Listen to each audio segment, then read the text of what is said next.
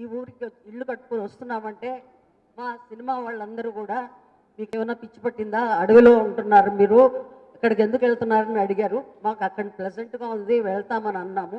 ఆ తర్వాత మాకు హాస్పిటల్ ఏదన్నా వస్తే బాగున్ను అని అనుకుంటున్న తరుణంలో ఇక్కడ బోర్డు చూసాము. మా కళ్ళతో చూస్తుండగానే పెద్ద హాస్పిటల్ అయిపోయింది. కాంటినెంటల్ హాస్పిటల్ అనాలా, కాంటినెంటల్ హోటల్ అనాలా కూడా నాకు తెలియదు, మర్చిపోయి హోటల్ అంటుంటాను. ఇక్కడ నేను పేషెంట్గా అప్పుడప్పుడు వస్తుంటాను, అప్పుడప్పుడు కాదు, నాకు ఎప్పుడు బాగలేకపోయినా ఇక్కడే వస్తుంటాను.